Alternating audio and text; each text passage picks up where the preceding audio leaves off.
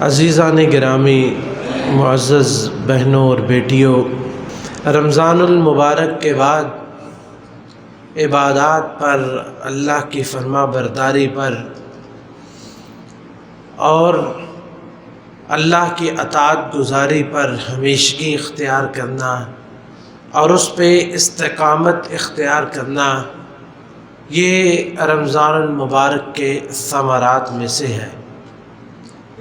اگر کوئی شخص اس پر قائم دائم رہتا ہے اور اس پہ ہمیشگی اختیار کرتا ہے اور اس پہ دوام اختیار کرتا ہے اور مسلسل اللہ رب العزت کی اطاعت گزاری میں وقت گزارتا ہے، تو وہ شخص سمجھ لے کہ اس نے واقعتاً رمضان المبارک سے فائدہ اٹھایا اور رمضان المبارک اللہ تعالیٰ نے اس کا قبول فرما لیا ہے۔ کیونکہ کسی بھی نیکی کی قبولیت کی علامت یہ ہوتی ہے کہ اللہ رب العزت اس کے بعد اس کو پھر اس نیکی کی توفیق عطا فرماتا ہے۔ نیکی کے بعد دوسری نیکی کی توفیق عطا فرمانا اللہ رب العزت کی طرف سے یہ نیکی کی قبولیت کی علامت ہے۔ اس لیے علماء کرام فرماتے ہیں کہ نیکی نیکی کو جنم دیتی ہے اور برائی برائی کو جنم دیتی ہے۔ یہ سلسلہ رکتا نہیں ہے۔ ایک نیکی انسان کرتا ہے، اللہ کے یہاں قبول ہوگی تو اللہ اسے دوسری نیکی کی توفیق عطا فرما دیتا ہے، دوسرے کے بعد تیسری، یہ سلسلہ چلتا رہتا ہے۔ لیکن اگر کوئی شخص ایک نیکی کرتا ہے اور پھر اس کے بعد اس کا سلسلہ رک جاتا ہے، تو اس کا مطلب یہ ہے کہ اس کی عبادت کے اندر خلل ہے۔ اس کو اپنی عبادات پر توجہ کرنی چاہیے اور اللہ رب العزت کے ساتھ اپنے معاملے کو جانچنا چاہیے کہ میرے ہاں کہاں غلطی ہے، کہاں کوتاہی ہے کہ میرا یہ معاملہ بنا۔ کیونکہ جب ہم اس دنیا میں آ گئے، حساب شروع ہو گیا، تو نامہ اعمال یا وہ رجسٹر جس میں اللہ رب العزت نیکیوں اور برائیوں کا حساب رکھتے ہیں، تو وہ شوال میں بند نہیں ہو جاتا۔ وہ ساری زندگی، جب تک ہماری زندگی ہے، وہ کھلا ہی رہتا ہے، اعمال اس میں لکھے ہی جاتے ہیں۔ اور وہی شخص کامیاب ہے جس کو اللہ رب العزت استقامت نصیب فرماتے ہیں، یعنی کہ کوئی اچھا عمل کرتا ہے پھر اس پہ قائم رہتا ہے۔ جیسا کہ اللہ رب العزت فرماتے ہیں، اعوذ باللہ السمیع العلیم من الشیطان الرجیم، ان الذین قالوا ربنا اللہ، بے شک وہ لوگ جنہوں نے کہا ہمارا رب اللہ ہے۔ یہ آیات بڑی غور طلب ہے اور اس میں غور و فکر کرنے کی ہمیں ضرورت ہے کہ ان الذین قالوا ربنا اللہ، بے شک وہ لوگ جنہوں نے کہا ہمارا رب اللہ ہے، ثم استقاموا، پھر اس پہ وہ ڈٹ گئے، پھر اس پہ وہ ثابت قدم رہے۔ یعنی اللہ کو رب ماننے کا مطلب کیا ہے کہ اللہ تو ہمارا خالق ہے، تو ہمارا مالک ہے، تو ہمارا رازق ہے، تو جو ہمیں حکم کرے گا اب ہم اسی کو مانیں گے۔ اللہ کو رب ماننے کے یہ سارے معنی، یعنی توحید کی جو 3 اقسام ہم نے بتائی تھی آپ کو کہ اللہ کو رب بھی ماننا، اس کی عبادت بھی کرنا، اس کے اسماء و صفات پہ ایمان لانا اور پھر اس کے مطابق عمل کرنا، اور یہ ساری چیزیں جو ہے یہ ربنا اللہ میں شامل ہو جاتی ہیں کہ ہم اللہ کو رب مانتے ہیں۔ ثم استقاموا، پھر وہ اس پہ ڈٹ گئے، اللہ نے جو حکم دیا اس کو اپنا لیا، جس سے روکا اس پہ رک گئے اور اس پہ ہمیشگی اور دوام اور مستقل مزاجی کے ساتھ اس پہ قائم رہے۔ جب کوئی شخص یہ کام کر لیتا ہے تو پھر اللہ رب العزت کی طرف سے اس کی مدد کیسے ہوتی ہے؟ اللہ تعالیٰ فرماتے ہیں تتنزل علیہم الملائکہ، اللہ کی طرف سے پے در پہ مسلسل ان پہ فرشتوں کا نزول ہونا شروع ہو جاتا ہے۔ جو بھی مومن ہے، ہر مومن کے لیے اللہ رب العزت فرشتے نازل فرما دیتے ہیں۔ کس بات کے لیے؟ اور وہ فرشتے کس بات کا حکم دیتے ہیں اور کیا جو ہے وہ اس کو کہتے ہیں؟ اللہ تخافوا ولا تحزنوا، 2 چیزیں، یہ کہ ان کے دل کو قائم رکھتے ہیں، مضبوط رکھتے ہیں اور ان کو اس بات پہ ابھارتے ہیں کہ تم نے اب ڈرنا نہیں ہے۔ اللہ تخافوا ولا تحزنوا، اور نہ تمہیں کوئی غم ہو، نہ خوف ہو، نہ پریشانی ہو۔ وَأَبْشِرُوا بِالْجَنَّةِ الَّتِي كُنْتُمْ تُوعَدُونَ، اور تمہیں اس جنت کی خوشخبری ہو جس کا تم سے وعدہ کیا جاتا ہے۔ یہ دنیا میں بھی اللہ رب العزت دنیا کی زندگی میں بھی جو عبادت گزار ہے اس کے دلوں پر فرشتوں کو بھیجتے ہیں جو اس کے دل کو مطمئن کر دیتے ہیں اور اس کے دل کو اطمینان اور حلاوت اور ایمان کی چاشنی اس کے دل تک پہنچاتے ہیں۔ وَأَبْشِرُوا بِالْجَنَّةِ الَّتِي كُنْتُمْ تُوعَدُونَ، اور پھر جب موت کا وقت آتا ہے تو پھر فرشتے سامنے ہی آ جاتے ہیں، پھر تو نظر آنا شروع ہو جاتے ہیں نا، اور اس کو کہتے ہیں کہ خوشخبری ہو تمہیں اس جنت کی جن کا تمہیں سے وعدہ کیا جاتا تھا۔ نحن اولیاؤکم فی الحیات الدنیا، اور یہ فرشتے اسے بتاتے ہیں کہ ہم دنیا کی زندگی میں تمہارے دوست ہیں۔ تو یہ ہمیں اگرچہ کبھی فرشتوں نے آ کے نہیں بتایا لیکن یہ دل میں القاء کرتے ہیں، اور قرآن نے جب بتا دیا تو ہم نے مان لیا کہ فرشتے نازل ہوتے ہیں، اور یہ محبت بڑا پیغام کہ نحن اولیاؤکم فی الحیات الدنیا، کہ دنیا کی زندگی میں ہم تمہارے دوست ہیں، وفی الآخرہ، اور آخرت میں بھی، یعنی یہ جو فرشتے ہیں یہ دنیا میں بھی مومنوں کے دوست ہوں گے، روز قیامت بھی دوست ہوں گے، جنت میں بھی سلامیں پیش کریں گے۔ وَلَكُمْ فِيهَا مَا تَشْتَهِي أَنفُسُكُمْ، اور آخرت میں جو چاہو گے، دنیا میں اپنی من چاہی چیزیں چاہی چھوڑی اور شہوت پرستی چھوڑی، جو دل کیا، یہ نہیں ہے کہ جو دل کیا کھایا پیا اور کیا، نہیں، بلکہ اللہ رب العزت کے احکامات کی پابندی کی۔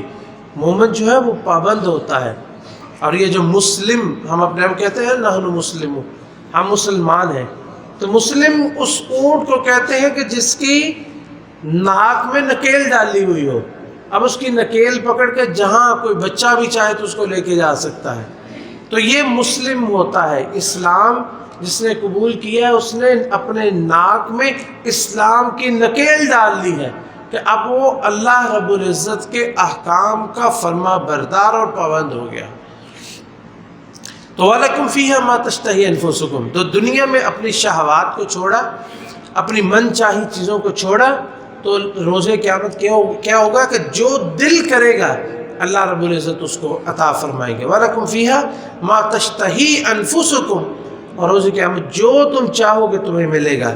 وَلَكُمْ فِيهَا مَا تَدَّعُونَ، جس چیز کے لیے آواز دو گے تمہاری آواز جو ہے سنی جائے گی، اور اس کے مطابق جو ہے تمہاری نزلا من غفور الرحیم، یہ غفور الرحیم جو بہت معاف کرنے والا اور رحم کرنے والا ہے، یہ اس کی طرف سے مہمان نوازی ہے۔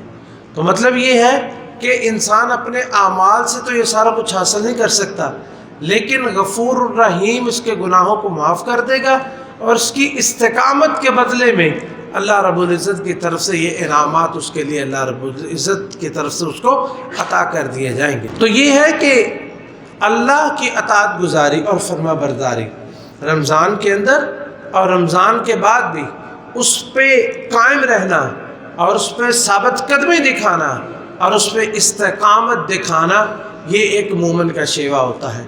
سفیان ابن عبداللہ رضی اللہ تعالیٰ عنہ فرماتے ہیں کہ میں نبی کریم صلی اللہ علیہ وسلم کے پاس آیا، میں نے کہا اللہ کے رسول قل لی فی الاسلام قولا لا اسأل عنہ احدا بعدک، اللہ کے رسول مجھے اسلام میں کوئی چھوٹی سی بات ایسی بتا دیں کہ اس کے بعد میں مجھے کسی سے پوچھنے کی ضرورت پیش نہ آئے، میں زیادہ چیزیں یاد نہیں رکھ سکتا، اور زیادہ چیزیں جو ہے وہ زیادہ جو ہے وہ باتیں مجھے نہیں یاد رہتی، مجھے اتنی سی بات بتائیں جو مختصر ہو اور میں پھر ساری زندگی اس پہ قائم رہوں۔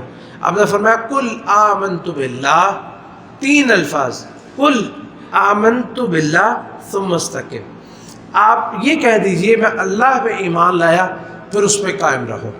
تو یہ جو ایمان لانا ہے، ایمان ہم نے کئی دفعہ ذکر کیا کہ ایمان جو ہے، ایمان کسے کہتے ہیں؟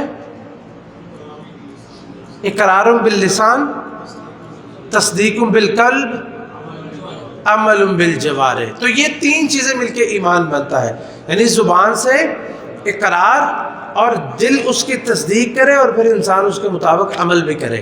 تو یہ جو ہے قل آمنت باللہ، کہہ دیجئے میں اللہ پہ ایمان لایا، تو اس کا مطلب یہ ہے کہ اب جب اللہ پہ ایمان کا دعویٰ کر دیا تو دل اس کی تصدیق کرے اور عمل ہماری اس پہ گواہی دے. تو یہ آمنت باللہ یعنی ایمان کا دعویٰ صرف زبانی نہیں بلکہ اس کے مطابق عمل اور پھر اس کے مطابق اس پہ دوام اور ہمیشگی اور اس پہ استقامت دکھانا. ثم استقم، پھر اس پہ قائم رہو. صحیح مسلم کی روایت ہے. تو یہ اسلام کا اور دین کا خلاصہ ہے کہ جس کے بعد کسی سے کچھ پوچھنے کی شاید ضرورت پیش نہ آئے. اور یہ اللہ رب العزت نے قرآن کریم میں جو مومنوں کی صفات بتائی ہیں وہ یہ نہیں ہے کہ رمضان المبارک میں وہ اللہ کی فرما برداری کرتے تھے اور باقی شوال میں رب کو ویسے ہی بھول جاتے تھے. ایسے نہیں. اللہ تعالیٰ نے جو صفتیں بتائی ہیں قد افلح المؤمنون الذین هم فی صلاتہم خاشعون، کامیاب ہو گئے مومن وہ جو اپنی نماز میں خشوع کرنے والے ہیں. یعنی یہ نہیں کہا کہ نماز میں انہوں نے خشوع کیا ایک دفعہ بس، نہیں، خاشعون ان کی صفت لازمہ بن گئی کہ وہ نماز جب بھی پڑھتے ہیں ان کے نماز کے اندر خشوع ہوتا ہے. الذین فی صلاتہم خاشعون، اپنی نماز میں خشوع کرنے والے ہیں، کرنے والے ہیں، ایک دفعہ نہیں کیا بلکہ کرنے والے ہیں. والذین هم عن اللغو معرضون، وہ لوگ جو لغو کاموں سے، فضول کاموں سے، بےہودگی سے، بے حیائی سے، اللہ کی نافرمانی سے وہ اعراض کرنے والے ہیں. معرضون ان کی صفت بن گئی، وہ اعراض کرتے نہیں ہیں صرف بلکہ کرنے والے ہیں. کرنے والے ہیں. کرنے والے کا مطلب یہی ہے کہ وہ مستقل، صرف یہی نہیں کہ رمضان میں جو نبی علیہ السلام نے فرمایا کہ جیسے ہم نے بیان بھی کیا تھا کہ جس نے روزہ رکھا اور اس میں فضول بےہودہ گوئی نہ چھوڑی تو اللہ تعالیٰ کو اس کی بھوک پیاس کی ضرورت نہیں ہے. تو اس کا مطلب یہ نہیں کہ رمضان ختم ہو گیا ہے تو اب وہ گالم گلوچ پہ اور گندی اور فوش باتوں پہ دوبارہ آ جائے، نہیں، بلکہ ہم عن اللغو معرضون، وہ لغو سے اعراض کرنے والے ہیں. والذین هم للزکاۃ فاعلون، زکوٰۃ کو ہمیشہ ہی ادا کرنے والے ہیں، زکوٰۃ کو ہمیشہ ہی ادا کرنے والے ہیں. والذین هم لفروجہم حافظون، وہ جو اپنی شرمگاہوں کی حفاظت کرنے والے ہیں. الا علی ازواجہم وما ملکت ایمانہم فانہم غیر ملومین فمن ابتغى وراء ذلک فاولئک هم العادون. والذین هم لاماناتہم وعہدہم راعون، وہ لوگ جو اپنی امانتیں اور اپنے عہد جو اور پیمان کیے ہوتے ہیں ان کے وہ خیال رکھنے والے ہیں. والذین هم علی صلواتہم یحافظون، وہ جو اپنی نمازوں کی حفاظت کرنے والے ہیں. صرف رمضان میں نہیں کہ رمضان آیا پوری مسجد، یہ میں ایک دن دیکھ رہا تھا مسجد میں جو ہمارے رضا آباد میں مسجد ہے، ہمارے ساتھی ماشاءاللہ موجود ہیں ادھر رضا آباد کے، مسجد کے پورا صحن میں نے گنا تقریباً 8-9 صفحے تھی. فجر کی نماز میں پوری مسجد جو فل آخر تک بھر گئی اور اس کے بعد جو ہے ایسے لگ رہا تھا کہ ابھی اور ضرورت ہے. لیکن جیسے رمضان جاتا ہے وہ کہاں جاتی ہیں، وہ 2 صفحے بھی پوری نہیں ہوتی. 2 صفحے. تو مجھے بتائیے یہ ہمارے 80-85% لوگ فجر کی نماز کے جو رمضان المبارک میں آئے ہوتے ہیں وہ کدھر چلے جاتے ہیں؟ یعنی یہ وہ لوگ نہیں ہوتے جو نمازی نہیں ہیں، یہ نمازی ہیں. کیونکہ جو نمازی نہیں ہوتے وہ 1-2 دن میں مطلب آتے ہیں پھر چلے جاتے ہیں، باقی جو آخر تک قائم رہتے ہیں وہ نمازی ہوتے ہیں. وہ 5 وقت کے نمازی ہوتے ہیں اور وہ نماز پڑھتے ہیں، لیکن کہاں پڑھتے ہیں؟ اٹھ کے پڑھتے ہیں، سو کے اٹھ کے پڑھتے ہیں. وہ فجر کی نماز میں حاضر نہیں ہوتے، کیونکہ اگر وہ مستقل نمازی نہ ہو تو پھر وہ پورے رمضان تک نمازیں نہ پڑھیں، وہ شروع میں ختم ہو جاتے ہیں. تو یہ مستقل نمازی ہیں، یہ 80% 85% نمازی ہمارے یہ رمضان المبارک کے بعد کہاں چلے جاتے ہیں؟ یہ نمازوں کی حفاظت نہیں ہے. حفاظت کیا ہے؟ سب سے پہلی حفاظت جماعت کے ساتھ نماز پڑھنا. سب سے پہلی حفاظت وہ کیا ہے؟ جماعت کے ساتھ پڑھنا اور سنت کے مطابق پڑھنا، خشوع و خضوع کے ساتھ پڑھنا، حاضر قلبی کے ساتھ. تو یہ ساری چیزیں، لیکن سب سے بنیادی چیز اس کے وقت میں پڑھنا اور جو ہے وہ باجماعت ادا کرنا. تو یہ اللہ نے مومنوں کی صفتیں، والذین هم علی صلواتہم یحافظون، وہ جو اپنی نمازوں پہ حفاظت کرتے ہیں، اولئک هم الوارثون الذین یرثون الفردوس هم فیہا خالدون، یہ وہ لوگ ہیں جو جنت الفردوس کے وارث ہوں گے، ہم فیہا خالدون، انہیں جنت الفردوس میں ہمیشگی ملے گی، جو دنیا میں اللہ کی فرما برداری پر ہمیشگی کرتے رہے۔ جنت میں ہمیشگی چاہیے نا، ہمیشہ کے لیے، کہ بس جنت میں جائیں تو بس اس کے بعد نعمت زائل نہ ہو، تو پھر دنیا میں اللہ کی فرما برداری پر ہمیشگی اختیار کرنی پڑے گی۔ اور یہ جو ہے وہ دیکھیں، اللہ رب العزت نے عیسیٰ علیہ السلام بچپن میں جب وہ ابھی ہاتھوں میں تھے، جو 1-2 دن کے تھے، تو انہوں نے کہا وَأَوْصَانِي بِالصَّلَاةِ وَالزَّكَاةِ مَا دُمْتُ حَيًّا، تو یہ کہ مجھے نماز، یہ سب کے لیے وصیت ہے، صرف ان کے لیے نہیں ہے، کہ وَأَوْصَانِي بِالصَّلَاةِ وَالزَّكَاةِ مَا دُمْتُ حَيًّا، جب تک میں زندہ رہوں مجھے اللہ نے وصیت کی ہے میں نماز پڑھتا رہوں اور زکوٰۃ ادا کرتا رہوں۔ تو یہ وصیت نماز کی اور زکوٰۃ کی، اللہ کی فرما برداری کی، یہ ہمیشہ کے لیے ہے، جب تک زندگی، ہمیشگی تو ہمارے پاس ہے ہی نہیں، ہمیشگی تو ہے ہی نہیں، زندگی عارضی ہے، لیکن جب تک زندگی ہے وَاعْبُدْ رَبَّكَ حَتَّى يَأْتِيَكَ الْيَقِينُ، کہ اپنے رب کی عبادت کرو یہاں تک کہ تمہارے پاس یقین یعنی موت آ جائے۔ موت یہی تو وہ چیز ہے کہ وَلَا تَمُوتُنَّ إِلَّا وَأَنْتُمْ مُسْلِمُونَ، تمہیں موت اس حالت میں آنی چاہیے کہ تم مسلمان ہو۔ تو کسی کو موت کا پتہ ہے؟ نہیں پتہ، اس لیے کہتے ہیں کہ موت آپ کو اصلاح کا موقع نہیں دے گی، موت آپ کو اصلاح کا موقع نہیں دے گی، اس لیے اپنی اصلاح کر کے رکھیے اور موت کا انتظار کیجیے، اپنی اصلاح کر کے رکھیے ہر وقت اور موت کا انتظار کیجیے، کیونکہ موت کسی بھی وقت آ سکتی ہے۔ اور یہی معنی ہے کہ وَاعْبُدْ رَبَّكَ حَتَّى يَأْتِيَكَ الْيَقِينُ، اپنے رب کی عبادت کیجیے کہ جس طرح کے جب تک موت نہ آ جائے۔ عزیزان گرامی، بھائی اور بہنوں، ہمارے لیے بری مثال نہیں ہے، بری مثالیں اللہ تعالیٰ نے کافروں کے لیے دی ہیں یا منافقوں کے لیے دی ہیں، اپنے نافرمانوں کے لیے دی ہیں، مسلمانوں کے لیے بری مثال نہیں ہے۔ دنیا میں اگر کوئی کہے کہ فلاں شخص جو ہے وہ اس کی طرح نہ ہو جانا، کہ اس کی طرف لوگ انگلیوں سے اشارہ کریں کہ فلاں کی طرح نہ ہو جانا، تو یہ کون پسند کرے گا کہ میری طرف لوگ انگلیوں سے اشارہ کریں کہ فلاں کی طرح نہ ہو جائے؟ لیکن کتنا وہ بدقسمت انسان ہے کہ جس کی طرف اللہ کے نبی علیہ السلام اشارہ کرتے کہ فلاں کی طرح نہ ہو جانا، تو ہم پسند کریں گے ہم ویسے ہو جائیں کہ نبی علیہ السلام ہم جیسوں کے بارے میں کہیں کہ اس کی طرح نہ ہو جانا؟ کوئی پسند کرے گا؟ ایسا بدقسمت کون ہو سکتا ہے؟ عبداللہ بن عمرو بن العاص رضی اللہ تعالی عنہما روایت کرتے ہیں، صحیح بخاری کی روایت ہے کہ نبی کریم صلی اللہ علیہ وسلم نے مجھے فرمایا یا عبداللہ لا تکن مثل فلان، اے عبداللہ تو فلاں شخص کی طرح نہ ہو جانا، فلاں شخص کی طرح نہ ہو جانا۔ وہ شخص کیا کرتا تھا، کیا جرم تھا اس کا، اور وہ کون سی اس کے اندر بری عادت تھی کہ جس کی وجہ سے نبی علیہ السلام نے فرمایا کہ اس کی طرح نہ ہو جانا؟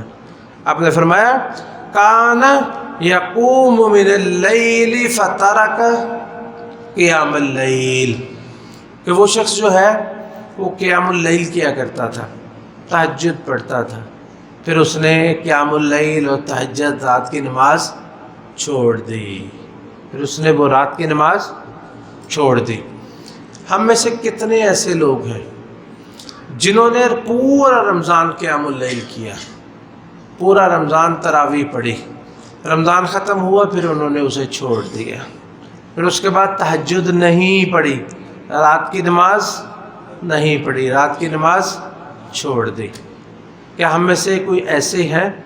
ہم کسی سے پوچھتے نہیں، لیکن میں اور آپ، ہم سب اپنے آپ سے سوال کریں کہ کیا ہم ایسے تو نہیں ہیں کہ جس کے بارے میں نبی علیہ السلام نے عبداللہ بن عمرو بن العاص کو کہا تھا کہ اس کی طرح نہ ہو جانا، کیونکہ وہ شخص جو ہے اس نے قیام اللیل چھوڑا تھا، ہم نے کیا، اور پھر یہ تو نہیں ہے کہ شوال میں آ کے چھوڑ دیا۔ دیکھیں قیام اللیل کرنا کوئی مشکل کام نہیں ہے، بہت آسان کام ہے۔ ایک تو ہے کہ اس کا ہر عمل جو ہے اس کے مراتب ہوتے ہیں، چھوٹا سے بڑا۔ ایک تو یہ کہ انسان رات سوئے، رات کو اٹھے، قیام اللیل کے وقت، تہجد کے وقت اٹھے اور نماز پڑھے۔ 11 رکعت نبی علیہ السلام پڑھتے تھے، لیکن اس سے ہلکے درجے بھی موجود ہیں، اس سے کم تر درجے بھی موجود ہیں۔ وہ کیا ہے؟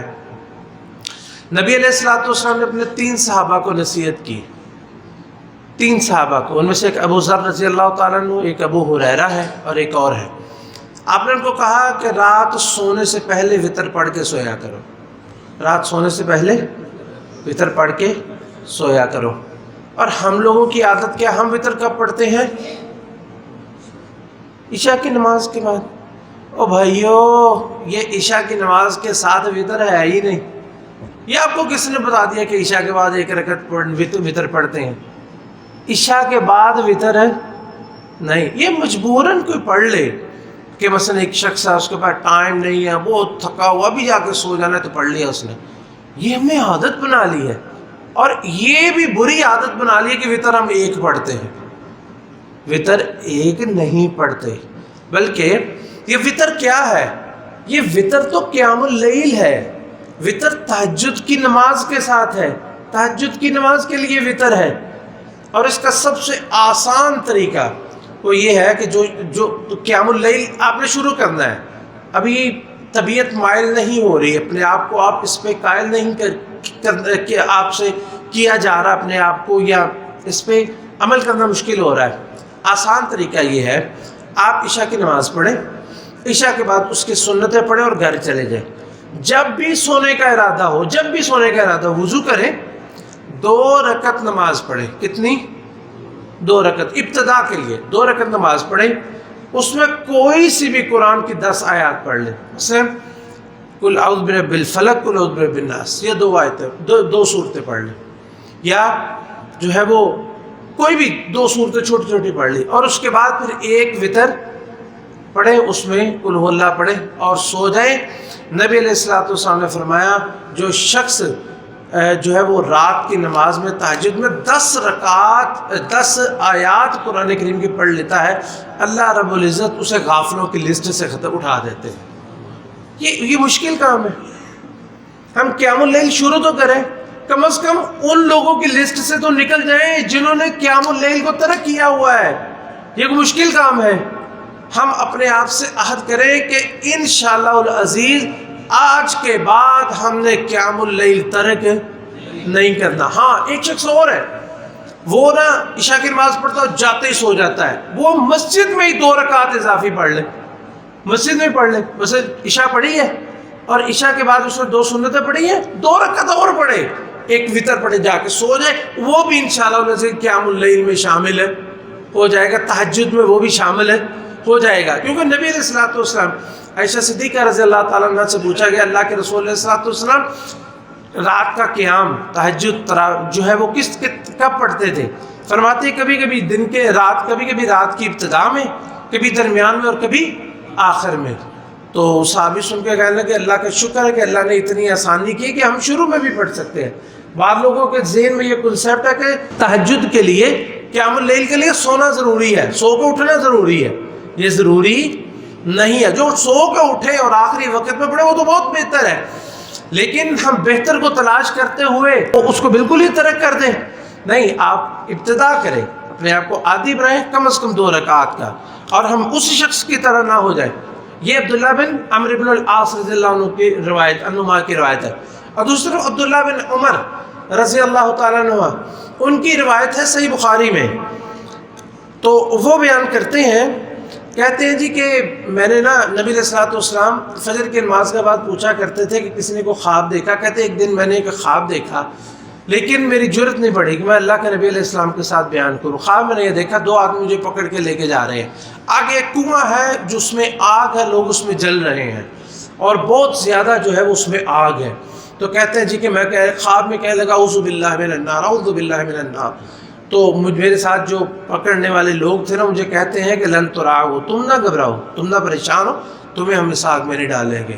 تو کہتے ہیں میری آنکھ کھل گئی، میں نے حفصہ جو ان کی بہن تھی رضی اللہ تعالیٰ عنہ ام المؤمنین، میں نے ان کو ذکر کیا، میں نے کہا جی میں نے آپ یہ خواب دیکھا ہے۔ تو انہوں نے نبی علیہ السلام سے بیان کیا، آپ نے فرمایا نعم الرجل عبداللہ لو صلی باللیل او کما قال وسلم، آپ نے فرمایا کہ عبداللہ بہت اچھا آدمی ہے، کاش کہ وہ رات کی نماز شروع کر دے۔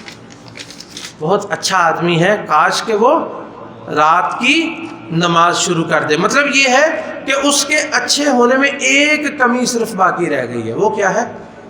رات کی نماز، کہ وہ رات کی نماز شروع کر دے۔ اس کے بعد پھر سالم جو ان کے غلام تھے وہ بیان کرتے ہیں کہ اس کے بعد عبداللہ بن عمر کو ہم نے رات کو بہت تھوڑا ہی سوتے ہوئے دیکھا۔ یہ بات صرف نبی علیہ السلام کی سن کے۔ میرے بھائیوں، یہ صرف رمضان نہیں کہ ہم نے رمضان میں عبادات کی اور اس کے بعد چھوڑ دی اور ہم سمجھے کہ بہت ہو گئی ہے ہمارے لیے۔ جس طرح بعض لوگ آتے ہیں حج عمرہ کر کے آتے ہیں، کہتے ہیں جی حج میں ہم نے ایک نماز پڑھی، وہ لاکھوں ہو گئی، ہماری ساری زندگی کی نمازیں ہو گئی۔ کل میں پڑھ رہا تھا، ایک ابن الجوزی کی کتاب ہے الحمقاء، بے وقوفوں کی انہوں نے کچھ باتیں اکٹھی کی ہیں۔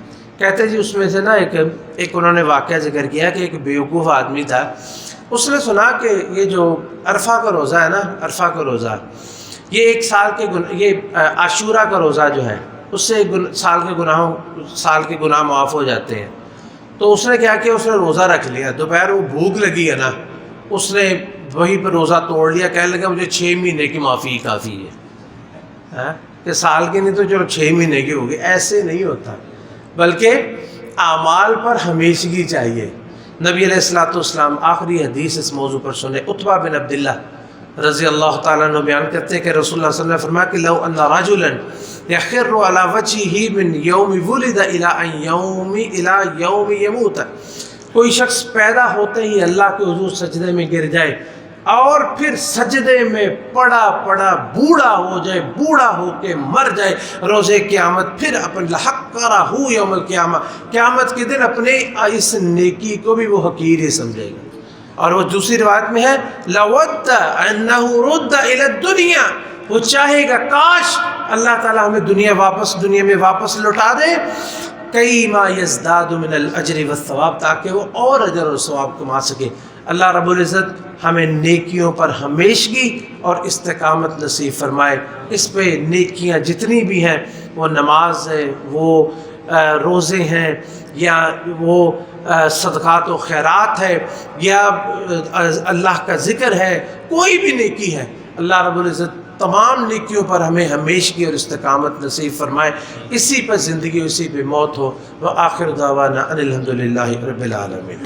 حضرات گرامی، حضرت علی بن ابی طالب امیر المؤمنین رضی اللہ تعالی عنہ روایت کرتے ہیں کہ رسول اللہ صلی اللہ علیہ وسلم ایک دفعہ صحابہ میں بیٹھے ہوئے تھے، آپ نے فرمایا ان فی الجنت لغرفا، کہ جنت میں کچھ ایسے بالا خانے ہیں، یرا ظہورها من بطونها و بطونها من ظہورها، باہر سے دیکھیں تو اندر سے نظر آتا ہے، اندر سے دیکھیں تو باہر کے سارے مناظر نظر آتے ہیں۔ ایسا خوبصورت جو ہے نا وہ بالا خانے ہیں۔ ایک عرابی جنگل میں رہنے والا، دیہات میں رہنے والا، چمڑے کے خیموں میں رہنے والا، مشکل ترین زندگی گزارنے والا کھڑا ہو گیا، کہنے لگا لمن ہی یا رسول اللہ صلی اللہ علیہ وسلم، اے اللہ کے رسول، وہ کون سے خوش قسمت لوگ ہوں گے جن کو ایسے شفاف بلوری کرسٹل کلیئر بالا خانے جن کی نصیبوں میں ہوں گے۔ تو نبی علیہ والسلام نے 4 صفتیں بیان فرمائی۔ ہم نے فرمایا لمن اطاب الکلام، پہلی صفت پہلے وہ لوگ جن کے اندر پہلی صفت یہ ہوگی کہ وہ باتیں کرو تو باتوں سے خوشبو آئے، خوبصورت بات کریں، اچھی بات کریں، جب بھی بولیں پیارا بولیں، میٹھا بولیں، اچھا بولیں۔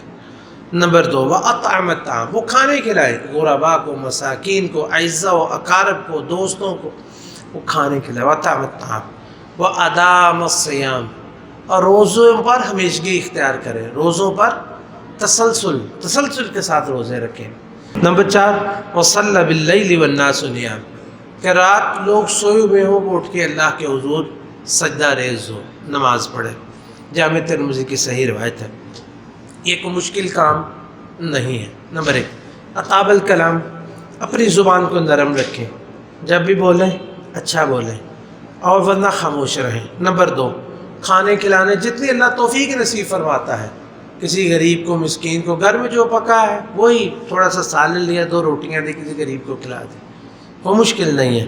ادام الصیام، روزے پر ہمیش کی، یہ تھوڑا سا مشکل کام ہے نا، حالانکہ یہ مشکل ہے نہیں ہے۔ نبی علیہ الصلوۃ والسلام نے فرمایا من صام رمضان ثم اتبعہ ستا من شوال کان کصیام الدہر، جو شخص رمضان کے روزے رکھے پھر اس کے بعد پورے شوال میں صرف 6 روزے رکھ لیں تو اللہ رب العزت اس کو ہمیشہ کے روزوں کا اجر نصیب فرما دے۔ یہ 6 روزے رمضان میں رکھ لیں، آپ بھی ادام الصیام میں آ سکتے ہیں، ہمیشہ روزے رکھنے والوں میں آ سکتے ہیں۔ اس کی توجیہ حدیث میں یہ آتی ہے کہ نیکی کا اجر کم از کم کتنا ہوتا ہے؟ 10 گنا۔ رمضان میں 30 دن روزے رکھے، کتنے روزوں کا اجر ملے گا؟ 300 روزوں کا اجر ملے گا۔ اور یہ 6 روزے رکھیں گے تو کتنے روزوں کا اجر ملے گا؟ 60۔ تو سال میں دن کتنے ہوتے ہیں قمری مہینے کے؟ 360 سے زیادہ تو نہیں ہوتے، یا 350 ہوتے ہیں، 355 اگر 29 بھی ہوں گے تو پھر بھی ہمیشہ کے روزے 30 ہوں گے تو پھر بھی ہمیشہ کے روزوں کا اجر۔ اور جو رات کو نماز پڑھنا، یہ میں نے ذکر کیا، آپ ابتدا کریں، اللہ رب العزت ہم سب کو اس پہ ثابت قدمی نصیب فرمائے۔ ہمارے بیمار جو لوگ ہیں ہم ان کے لیے دعا گو ہیں، اللہ رب العزت ہمارے بیماروں کو شفا نصیب فرمائے۔ ہمارے جو لوگ اس دنیا سے چلے گئے اللہ ان کی مغفرت فرمائے۔ اللہ رب العزت ہمیں دین پہ ثابت قدمی نصیب فرمائے، ہمیں ہدایت نصیب فرمائے، ہماری اولادوں کو ہدایت نصیب فرمائے۔ اللہم صلی علی محمد وعلی آل محمد کما صلیت علی ابراہیم وعلی آل ابراہیم انک حمید مجید۔ اللہم بارک علی محمد وعلی آل محمد کما بارکت علی ابراہیم وعلی آل ابراہیم انک حمید مجید۔